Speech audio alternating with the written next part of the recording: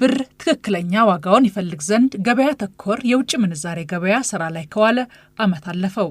በዚህም $1 ለመግዛት 57 ብር የነበረው የአንድ ብር ዋጋ እየተንሸራተተ አሁን 100 ብር በተጠጋ ዋጋ ወድቆ $1 ከ154 ብር ተሻግሯል። ብር እስካሁን ትክክለኛ ዋጋውን አግኝቶ መረጋጋት ያልቻለው ለምንድን ነው? የዓለም የገንዘብ ድርጅት IMF የኢትዮጵያን አጠቃላይ ኢኮኖሚ በመገምገም ባወጣው በሶስተኛው ዙር ሪፖርቱ የብር ከዶላር አንጻር የመግዛት አቅሙ ከ130 እስከ 140 ብር ባለው ተረጋግቶ መቆም ይችል ነበር ብሏል። ስለዚህ በየጊዜው እየተንሸራተተ $1 ለመግዛት 174 ብር ድረስ የወረደው መስተካከል በሚችሉና የውጭ ምንዛሬ ገበያውን በሚያውኩ የአሰራር ችግሮች ምክንያት ነው ይላሉ የፕራግማ ካፒታል መስራቹና የፋይናንስና ኢንቨስትመንት ባለሙያው መርዕድ ፍቅረ ዮሐንስ። የኢትዮጵያ የውጭ ምንዛሬ አትሊስት በሬንጅ ውስጥ እስከ 130 እስከ 140 ድረስ ባለው ውስጥ አትሊስት ስቴብል ሆኖ መሄድ ይችላል። እዛ ላይ መረጋጋትና መቆም ይችላል። ግን ምንድነው እየተፈታተነ ያለው ሲባል አንደኛ የሀገሪቱ አለመረጋጋት፣ ሁለተኛ ደረጃ ደግሞ ሁሉም ባንኮች ማለት አይቻልም፣ ግን ስቲል አሁን አንዳንድ ባንኮች ላይ ብልሹ አሰራር መኖሮቹ፣ እነዚህ ኮሚሽኖቹ፣ ቦነሶቹ፣ እነዚህ ገበያውን የሚያውኩ ነገሮች እንደገና ምንድነው የሚያደርገው ሌተር ኦፍ ክሬዲት ቶሎ አለመለቀቁ። ሌላው ደግሞ መርሳት የሌለብን ነገር ኤክስፖርተሮች ደግሞ 50% አሁን ነው ባንኮች የሚይዙት። ባንኮቹም እነሱም ሲይዙ ኤክስፖርተሮቹም የውጭ ምንዛሪያቸው ማሸሽ ይፈልጋሉ። ይሄ የሚያሳየው የአሰራር ክፍተት አለ። አይ ቲንክ አሁንም የኢትዮጵያ ብሔራዊ ባንክ ይሄ ጉርሻ የሚባለው ነገር ዋጋውን እያወቀ ነው ያለው። ይሄ ዋጋ እየታወቀ አስመጪው ላይ ይወርዳል። አስመጪው ደግሞ ማን ላይ ነው የሚጥለው? ሸማቹ ላይ ይጥላል። እንደገናም ደግሞ በተለይ ደግሞ ማክሮ ኢኮኖሚ ላይ ትልቁ ክፍተት የሚከፍተው ነገር ምንድነው? አስመጪው በ176 እና በ174 እቃ እየገዛ $1 ባንኮቹ በጣም ከፍተኛ ትርፍ፣ ሁሉም ባንኮች ማለት አይቻልም፣ ግን ባንኮቹ ከፍተኛ ትርፍ እያተረፉ በዚህ ስፋት ውስጥ ምንድነው የሚፈጥረው? ኤክስፖርተሩን እየቀጣው ነው ያለው። ለምን? ኤክስፖርተሩ ለሚያገኘው $1 የሚታሰብለት ባንኩ ላይ በ154 ነው እንጂ በ174 አይደለም። የብር የመግዛት አቅም ከዶላር አንጻር ከ130 እስከ 140 ብር ትክክለኛ ዋጋውን አግኝቶ መረጋጋት ነበረበት ለሚለው አመክንዮም የተለያዩ ምጣኔ ሀብታዊ ትንታኔዎች እንደተሰጡበት ባለሙያው አንስተዋል። በዓመት $500 ሚሊዮን ብቻ ያስገኘ የነበረው የወርቅ የውጭ ንግድ አሁን $3.5 ቢሊዮን የሚገኝበት ሆኗል።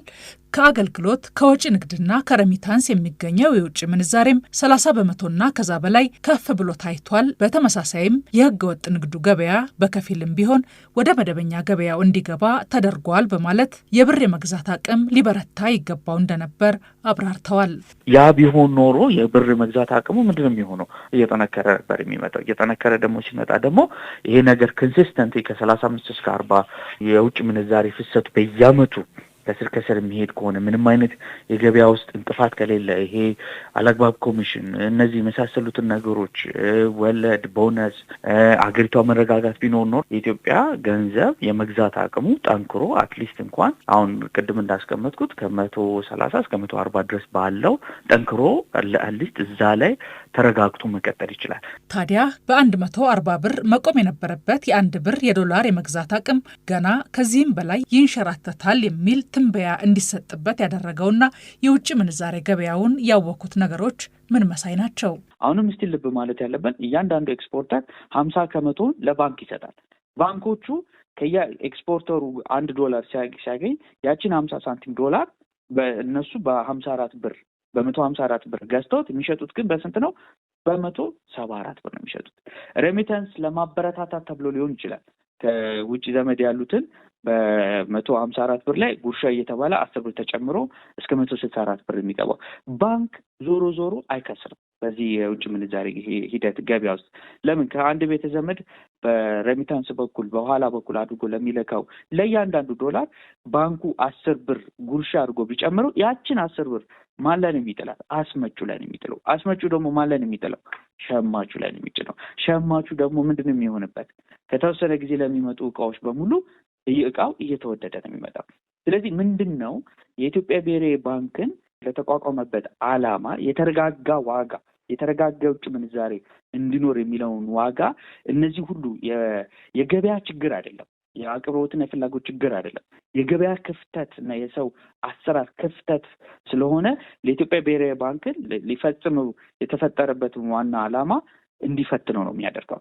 ብሔራዊ ባንክ ከተቋቋመባቸው ዓላማዎች አንዱ የተረጋጋ ዋጋ እንዲኖር ማድረግ መሆኑን ያስታወሱት አቶ መርዕድ የጠቀሷቸው የባንክ ብልሹና የውጭ ምንዛሬ ገበያውን የሚያውኩ አሰራሮች እንዲሁም የጸጥታ መደፍረስና የመሳሰሉት ችግሮች ብሔራዊ ባንክ ዓላማውን እንዳያሳካ እንቅፋት ሆነውበታል ይላሉ። ታዲያ ብሔራዊ ባንክ ተቆጣጣሪ አካል እንደመሆኑ ባንኮችን ሀይ ማለት ይጠበቅበታል ሲሉም አሳስበዋል። ለሀብት መሸሽ ምክንያት የሆነውና ለዋጋ መረጋጋትም እንቅፋት ሆኗል የተባለው የሰላም መደፍረስም እንዲስተካከል መስራት ያስፈልጋል ሲሉ የፋይናንስና ኢንቨስትመንት ባለሙያው አቶ መርዕድ አሳስበዋል።